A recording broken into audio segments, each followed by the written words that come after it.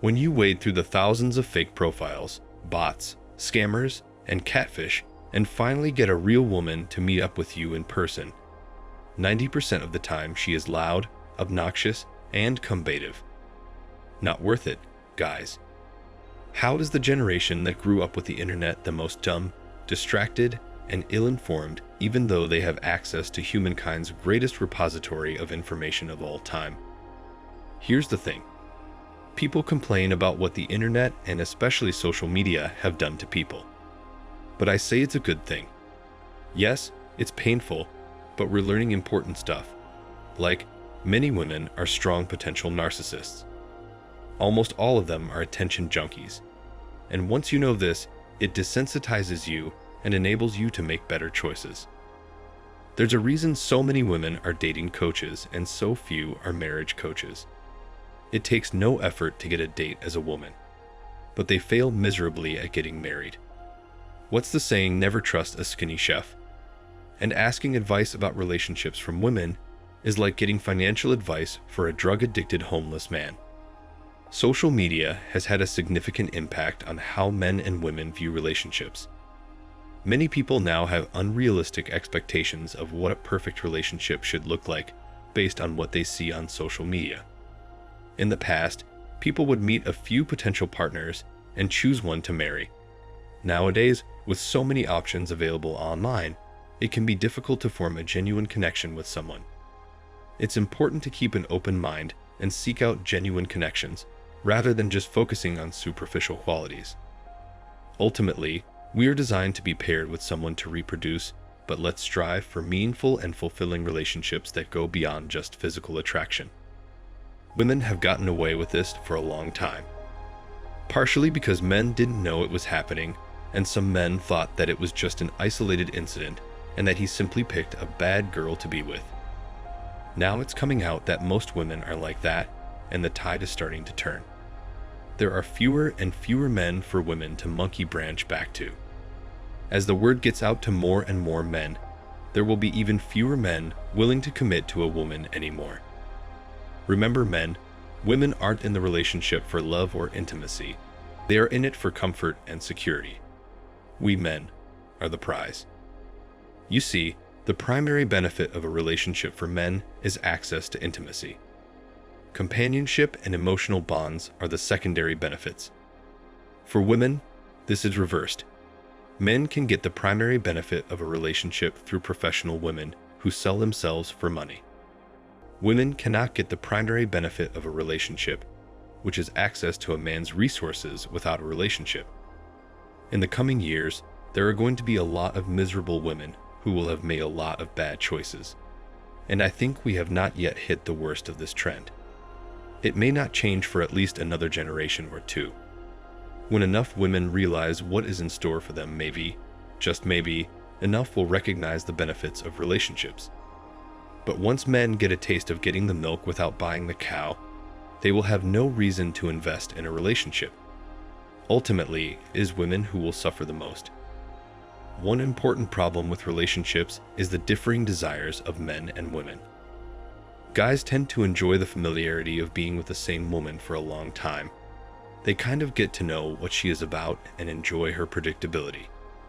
Women tend to see this as a negative thing, as it means for them it is not as exciting anymore. I have heard that a man's love is like a train.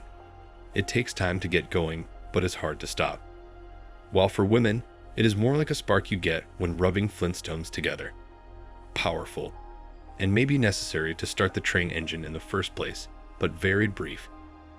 It is just very difficult to balance these extremely different ways of looking at life.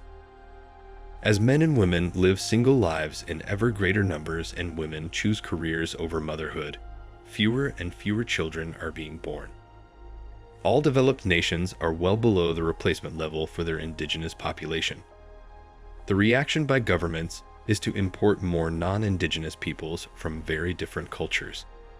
Some of these cultures are different from that of the indigenous population, and it results in crime, violence, and economic underperformance, leading to social unrest and a societal breakdown.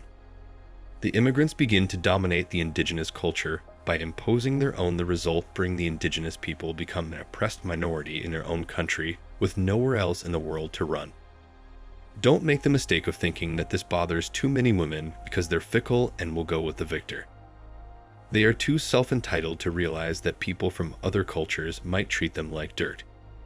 Most powerful aphrodisiac for a woman is dominance in a man. Perhaps men will have to start choosing partners using a very different set of criteria than they relied on before. Perhaps all the girls who were ignored because they didn't go to the parties and were too modest or even religious should be considered now. The ones who take a lot of work to win, but far less work to keep. These may be the girls who are capable of mothering children, who are less susceptible to the lies of society. If women truly wanted equality, that might be okay. However, how it works, normally, is that they want equality only when it's convenient for them. Tell her on your next date that you're going Dutch. See how she responds when she has to pay for her overpriced meal at that restaurant that she insisted on going to. Men are choosing to retreat from relationships, and this trend cannot be denied. I would like to talk about why this is occurring and how it is harming men, women, and society as a whole. Men are deterring themselves from dating, committing to relationships, and getting married. And not only is this occurring in one city or one area, but also throughout the entire Western globe. And guys are not made lonely by this. Men prefer to be alone to be in partnerships where they have nothing to gain, according to this statement. Instead of working their entire lives for women who don't actually care about them, guys are now preferring to focus on themselves. And as a consequence, we can see a major decline in family values, and children in the Western world. Women have moved into traditionally male jobs because males aren't being given the opportunities they had before. Men are only being restricted to work in labor-intensive roles, while more and more women are being preferred for decision-making roles. While that is great for women, this is causing an imbalance in the traditional family system where men were providers. In fact, it is detrimental to society and civilization for women to be supported in these productive professions since it costs more money to employ them than they generate. The truth is that the world has evolved. Dating and relationship norms have changed. In Western countries, the ideas and forces that shape gender roles have altered. Women and men now view and interact with one another differently. Women now have more power than ever, but they also have more rights than ever. They mistakenly imagine that achieving financial independence will make them happy, only to discover after the fact that it does not. Because they are aware that they live in a society that does not give them the benefit of the doubt, men are now avoiding partnerships with women. In other words, males have come to the conclusion that investing time, effort, and resources into significant relationships with women is not worthwhile. We can see that this situation won't last for very long, but for now, let's focus on some of the specifics. 3/4 of the jobs lost during the Great Recession were held by males, and the majority of them were in the industrial and manufacturing sectors. There's also a weird belief that office-based jobs are more important than labor-intensive manufacturing jobs. That's not quite accurate though, because the genuine tax base isn't merely the result of the manufacturing class's actual productive work, it's also because they produce and generate goods and products for society. They are the actual support systems of the families that make up the population. Men are progressively waking up to the fact that every system that governs anything, including the legal system, the economy, and insurance, has been intentionally designed and rigged against them, and they're not having it. They are conscious of the dangers of losing what they have fought so hard to acquire for themselves and experiencing relationship failure. In the Western world, men are beginning to think and believe more and more that they are happier by themselves. They do not desire dating-related drama. They don't want to return home to comparative, unappreciative wives who take advantage of everything the men do for them. They don't want unhappy marriages, and they also don't want to damage their kids' lives.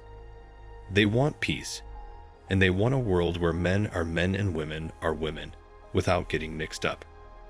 They want attention and validation, and therein lies the issue. Just flush your independence down the toilet because you can't do whatever the heck you want once a woman is up under you, especially if you're married and have children. If you pick a wife over a lifetime, forget about independence. You will have to labor continuously to maintain everyone's happiness in the home, and that is the price you must be willing to pay. Men who are single can enjoy peace, quiet, and freedom, which is the second factor that makes them happier. I'm sorry to break it to you, but once you have a woman, you can never have peace, quiet, or freedom. It's practically impossible since contemporary women are unwilling to give a man any of these things and are unaware of how to do it. You can never find serenity with all the yapping and nagging that women do because they don't know when and how to keep their mouths shut. Women love to chatter and incite trauma so they can test you and see whether you're strong. Thanks for watching Man Reacts. Show us your love and support by liking this video, sharing it with your friends, and subscribing to the channel. And let us know your thoughts on this in the comments. We're always up for a healthy debate and discussion.